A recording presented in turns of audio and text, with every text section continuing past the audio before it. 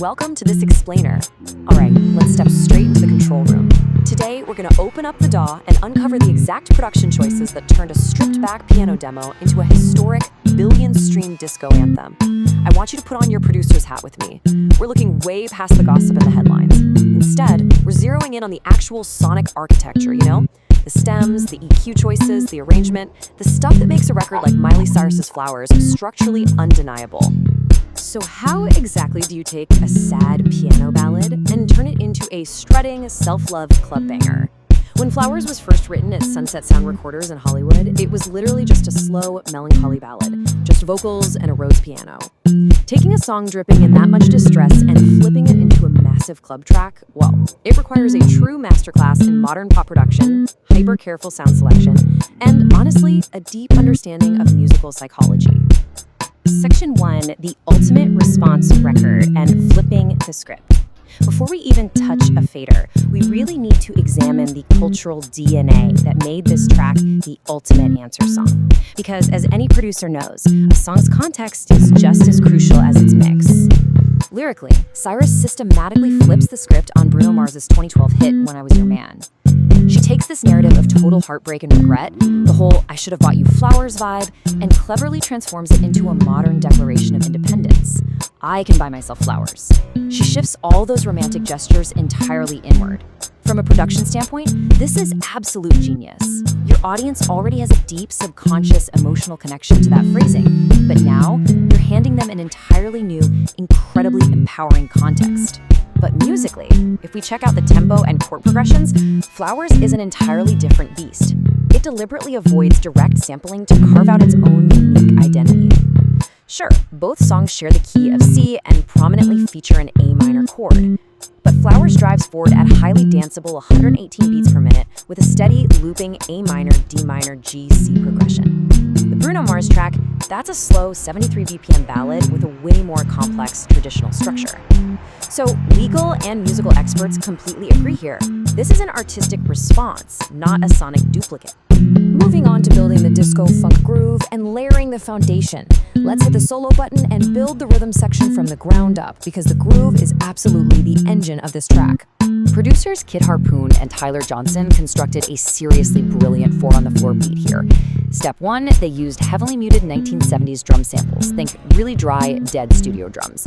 Step 2, they layered in a slightly distorted snare alongside some humanized claps. Step 3, sidechain gated hi-hats. This means the hi-hats dynamically dip in volume just to let that kick drum violently punch through the mix. And step 4, underneath all that, they laid down a syncopated staccato funk bass line that blends Gloria Gaynor-style disco with the distinct country and Mexican North Latino twang. It's an insanely unique fusion of global rhythmic traditions. And this is where it gets super interesting. Just listen to the power of articulation in bass playing. Mixing short, staccato plucks with long bass notes creates an absolute strut. By bouncing between those tight, muted plucks and the looser, sustained notes, the producers created this incredible skipping rhythm. It's not just some flat, copied and pasted loop, it breathes. This specific mix of articulation actually physically moves you and gives the song its confident vibe. It's wild how a simple playing technique can completely change the entire feel of a record. Next up, let's talk about the power of negative space and the slingshot effect. We're looking at the transition into the chorus, and you'll see how silence becomes literally the most powerful instrument in the entire mix. There's a crucial studio trick at play here called the slingshot effect. It's defined as creating brief tension by pulling out all instrumentation on beat 1, then unleashing the full groove on beat 2. In standard pop, right, you expect a massive cymbal crash and a heavy kick drum right on the downbeat of the chorus. But here, they drop the cymbals and kick drum completely on the downbeat. They purposely subvert your expectations and force your brain into this momentary sonic vacuum. As the analysts put it, it's like pulling back a slingshot, then unleashing it on beat 2, giving the song its propulsive energy. It creates this intense split-second tension, winding up all that kinetic energy, and then when the instruments finally hit hard on beat 2, it feels like an absolute explosion of joy. It perfectly scores the exact moment she sings, "But then remembered I." That sudden rush on beat 2, that's the musical equivalent of self-love finally clicking right into place. All right, move into adding the studio ear candy, the secret ingredients. Once your foundation is rock solid, a producer's real job is to sprinkle in the ear candy. These are the subtle background layers that keep your brain completely hooked, even on the 20th listen. If you solo the isolated tracks, you'll uncover hidden textures everywhere. Listen for the reverse strings with filter sweeps leading into the verse. Notice the slightly off-grid, flamed, humanized claps layered over the snare to give it a super live human feeling. You'll also hear distorted Wurlitzer chords providing motion underneath the vocals, and fuzzy jazz master guitar licks subtly mirroring the bass line to give it just a little more mid-range bite. Now pay close attention to the introduction of a very specific counter melody called the flying mirror, or a responder hook.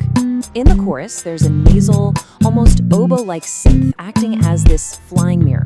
It's a counter melody synth that answers the lead vocal, filling the negative space left behind. When Mighty sings a line and takes a breath, this synth perfectly echoes her confident melody in the gaps. It ensures the energy never ever drops, acting almost like a backup singer, reinforcing her message of self-reliance. Let's unmute the orchestra for this next part. Strings in vintage saturation, achieving that 70s polish. We're going to explore how the production team nailed that warm 1970s yacht rock atmosphere that feels so reminiscent of Fleetwood Mac.